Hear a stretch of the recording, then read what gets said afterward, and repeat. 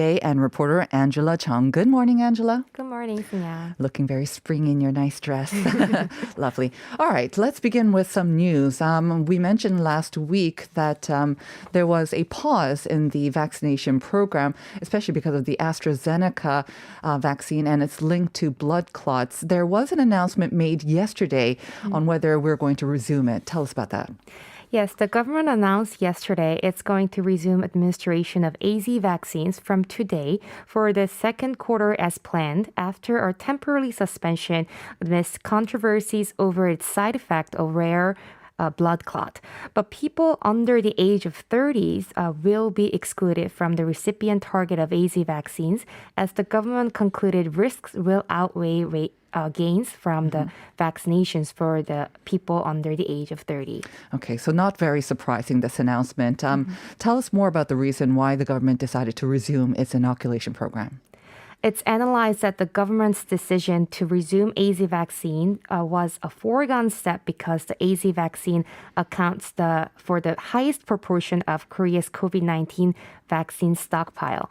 According to Chung Eun-kyung from KDCA, among the total volume of vaccines scheduled to arrive in Korea, the AZ vaccines account for the largest volume of around 59%, with vaccine shots needed to vaccinate 5.33 million people. Right. Also, yesterday, some announcements were made regarding the COVID-19 vaccination program so far. Tell us more about that. So the government announced the first quarter vaccination results after surveying 904,600 people who have been vaccinated in the period. According to the results, before the first-time vaccination, AZ vaccines were considered 85.9% effective, while Pfizer vaccines were 91.7% effective. At the point after the first-time vaccination, the rates went up to 92.2% and 100% respectively. Right. So right now, I think yesterday they also announced that 2.2% of the nation has been vaccinated. And let's hope that we can pick up the speed. Whether or not we can achieve herd immunity by the end of the year seems to be kind of hanging in the balance there. Meanwhile, the number of COVID-19 infections keeps rising. It's very unfortunate. But amidst all of that, Seoul City, with the new mayor, of course, is thinking about setting its own infection and social distancing rules for people here in the capital. So tell us more about this. Right. So the newly elected Seoul City Mayor Oh Se-hoon has been devising the city's own social distancing measures where different rules are going to apply for each sector of the economy. Regarding the mayor's move, the central government announced it will first review if the measures set by the Seoul City Mayor meet the government principles to block the spread of COVID-19.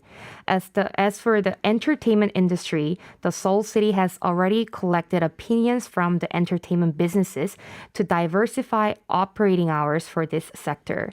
Over Seoul City's stance, the central government explained its rationality for a ban on the gatherings in the entertainment business facilities, signaling the government will stick to its current rules. The new ban on the gatherings with the entertainment business is going to be put in place from today for 3 weeks.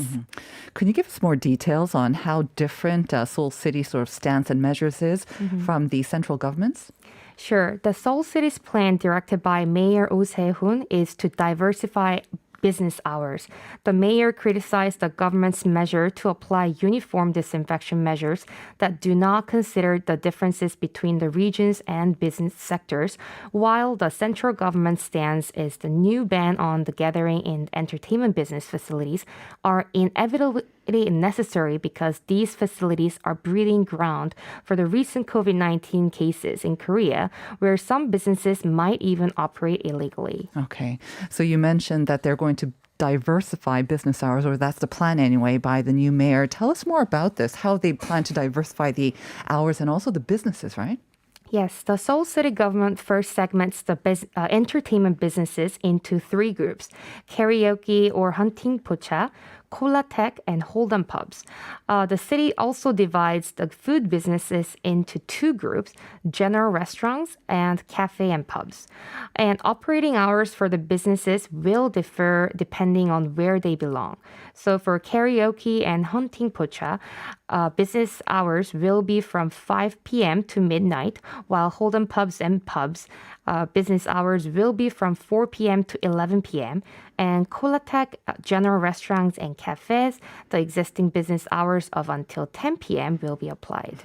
So these measures obviously are to help out these businesses that have been struggling for the past year and more. But again, with the rising number of infections, it's also quite worrisome. Hopefully they'll come to some agreement between the Seoul City government and the central government. Moving on to our last news, some good news for people living with disabilities. Yes. Seoul Museum of History announced it will show 3 barrier-free movies online for the disabled from April to June for free. Okay, what exactly is a barrier-free movie or barrier-free? The concept anyways. Yes, this barrier-free is a concept that we should destroy physical and institutional barriers to make cities a place where people with disabilities can live conveniently and comfortably. For these barrier-free movies, voice narrations for people with hearing disabilities and subtitles to explain on lines and sounds for the movies will be provided. All right, very good. What exactly is going to be showing and how can people watch them? Barrier-free movies will be shown online on Thursdays of the 4th week from April to June.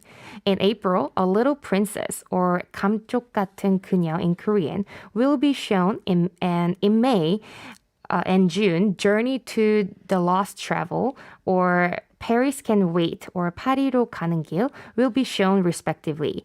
If you like to watch one in April, you can make a reservation on a website at yeyak.seoul.go.kr, and yeyak spells as yeyak seoul.go.kr from 10 a.m. on April 15th. And up to 100 people can make a reservation on a first-come, first-served basis. And you can watch these movies for free, and those who have successfully booked the tickets will receive a SMS message one day before the showing date. Okay, so once again, 100 lucky people, but you have to be quick. Reservations begin 10 a.m. in the morning on April 15th and go to the website yeyak.seoul.go.kr and it'll actually be shown on the last Thursday, I guess, of the month. That's in the 4th week. Thank you very much for those useful updates, Angela, and have a great week. We'll see you again on Friday. See you on Friday.